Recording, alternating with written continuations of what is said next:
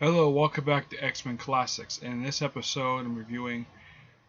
This is episode. Actually, this is episode not 12, not 15. Well, this is episode 15. The previous episode, actually, episode 14, not episode 12. Yeah, there's kind of a typo there.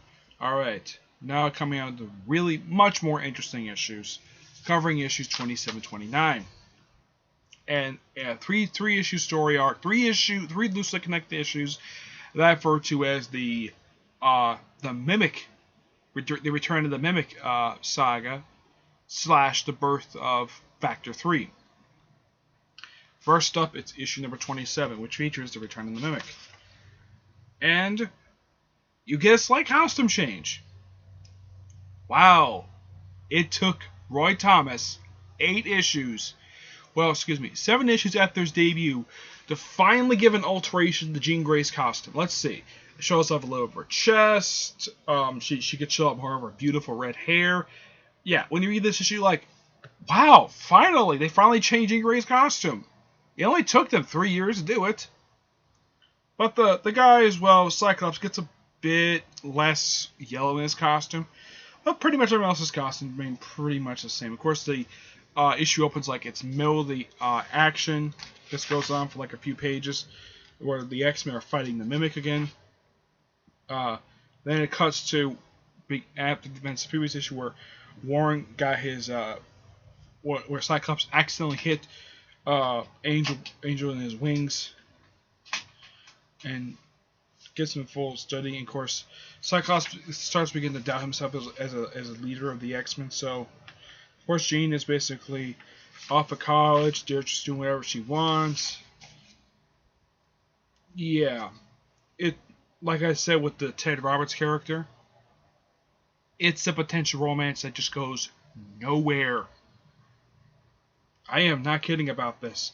Because because the way it's written is that she is more attracted to Scott Summers at this point in time than she is attracted to any other guy in the X-Men books. Yes. She probably just sees this guy as a friend more than just, let's say, a potential love interest. But they have a conversation, they cut some explosion. There's an explosion in the lab, and it turns out that the guy who was causing the explosion was in fact Cal Ripken, aka the Mimic. I mean, it had only been about what 8 issues since his last appearance, so yeah, and of course it cuts away to the Puppet Master. Yeah, the Puppet Master, a Fantastic Four villain. Okay, that's interesting. Of course, he's trying to take possession of Charles Xavier. Apparently, there's some strong telepathic shield around him. Of course, the X-Men built some kind of strange device. I don't really know what it is. And of course, then after they finish building it, apparently it's called a multi-frequency booster. Apparently, it's supposed to like add to the range of Cerebro. Yes. And of course, they ask the X-Men to leave so he can just relax because after that, he probably needs relaxation. So he goes on astral projection. Of course, he runs into Quicksilver and Scarlet Witch. This is probably I don't really know where you can place this because, well, issue 16. That's probably easier. Probably just before Quicksilver and Scarlet Witch join the Avengers. This is probably just before that. So he runs into the first time they've been seen in a while. I mean, at this point, it only had been about 2 years since they last appeared. Yeah, it had been 2 years. Yep. And of course, and here's something odd though. Scarlet Witch has got black hair. She's more of a brunette. For some reason, she's got black hair in here. No explanation for that. Nope. No explanation. And of course, it cuts over to from there to Beast and Iceman with their dates, Vera and don't know who else, who's Bobby's date, but then they run into something a bit unexpected. First time this character has ever shown up at this point in the series, Spider-Man. And he meets Beast for the first time. Yep. And he mentions about him Beast trying to recruit him to join the X-Men. He just says no. Of course, he does join the X-Men a couple years ago he did for the Spider-Man X-Men series. And of course, he mentions basically of him trying to join the Avengers way back in Avengers number 3, not Avengers 3, Amazing Spider-Man number 3. Says he's late for a tarantula convention. Probably basically, of course, this is before he fought the actual villain Tarantula. Yep. And they just turn him down and he just leaves. Fantastic Four make their first appearance in the series. So, okay, you got me interested. Yes. Apparently, the Mimic is getting back his powers. And apparently, he says he feels strange. Of course, that's probably because that Pup Master takes possession of him. I also just noticed, though, that Beast costume gets a slight alteration. Yeah, Beast costume gets a slight alteration. There's like a little more blue and less yellow in his costume. So he gets a slight alteration in his costume. Yeah, so we got Cyclops and Beast and Jean get alteration of costume, but Angel doesn't. Yeah, probably because Angel's unconscious. And of course, Mimic attacks the X-Men. Of course, just before Mimic attacks the X-Men, Cyclops is relieved as the field leader of the X-Men, replaced with Mimic. This only lasts about a couple issues, then he just leaves. It doesn't last too long. Then he just fights him off a little bit, and they fights him off. And then of course he goes off to do his own thing, and they run, and then Mimic goes to search for basically person. And of course, Puppet Master sends out these robots. Yeah, like I said, this issue is a lot more interesting. And of course, they're trying to. Apparently, Angel finds out about the whole Clay thing, and of course, he takes the puppet, and of course, Calvin breaks the control. And of course, he just leaves ashamed. And that's it for that issue. And then, issue 28, you get the debut of a brand new character. Wow, a much more interesting character than El Tiger or the Locust. And this is the debut of the Banshee. Sean, I don't remember his last name. Sean something. I really don't know. Yeah, apparently he starts off as a villain. Of course, years later, he does actually join the X-Men. Yep. And of course, he flies. And this is what he looks like.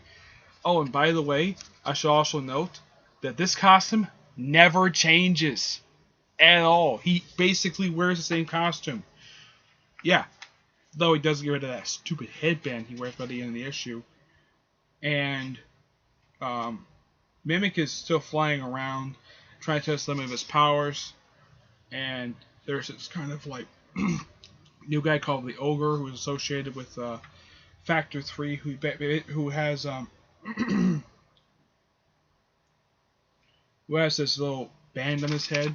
Apparently, that controls him to do whatever he does whatever he wants. He uses his powers to Screech. Of course, Xavier finds out about Banshees and just sends the X-Men after them. Well, with exception because she's at college, talking to Ted Roberts about New Mutant Menace, and of course they go after them, and of course they just go and look for Banshee. They find him. Well, they don't exactly find him. Of course, there's a first time ever mentioning of Factor 3. It's a group of villains that gets explored later on. And, of course, the X-Men fight the Ogre. Even Mimic joins in the fray. Apparently, somehow Xavier gets captured by him. No explanation there. And, of course,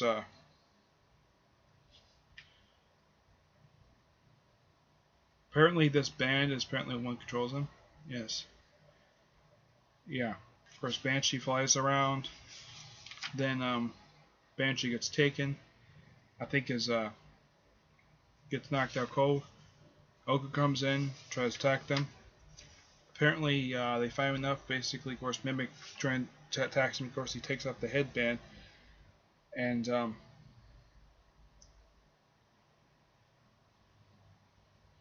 says he would have removed if he removed it, would have killed him, would have blown him up like unconscious.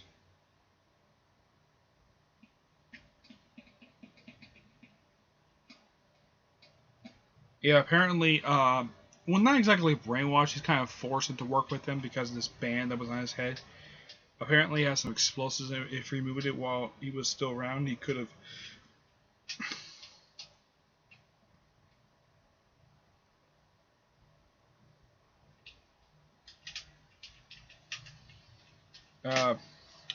The issue itself was still pretty good itself. Yep. Then it cuts over to probably the best issue of these three issues: Mimic versus the Super Adaptoid. Yeah, two characters mimic other characters. Like, Super Adaptoid copies powers of the Avengers, while Mimic copies the powers of the Avengers. The only difference is Mimic is more of a hero than Super Adaptoid is more of a villain. Still no change to creative team. And of course, the issue opens up with ice skating. Yep, ice skating. Of course, Cyclops gets his glasses knocked off because he couldn't. Says he has to use it like lasso of the place. And of course, then he puts his glasses back on. Then it cuts away to the Super Adaptoid. Apparently, the place he was shooting at was a Super Adaptoid's lair. Here he is in his full glory. Yep. And then all of a sudden, he gets it knocked on his head with some rubble, and apparently he remembers his whole mission. Apparently, he was supposed to destroy Captain America. What happened in Tales of Suspense number 84. Of course, at this point, it had not been too long since he had last shown up. Yes. And of course, the X-Men still ice skating, and then Super Adaptor comes out of nowhere and attacks Iceman. And of course, he tells the X-Men what happened. Of course, they don't believe him, think he's late. And of course, they still don't believe him about the whole Temple Robot. Of course, Mimic comes in, and of course, tries to take on the X-Men for some reason because he's angry with them. But before he attacks the X-Men, he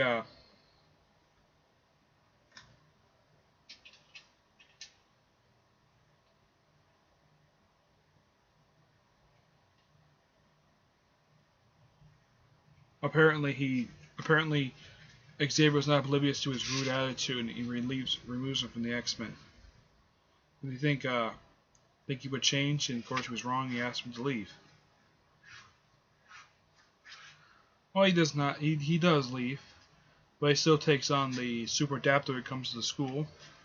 So, now, I do not know how he finds the school, but the school itself has tried to remain secret for years.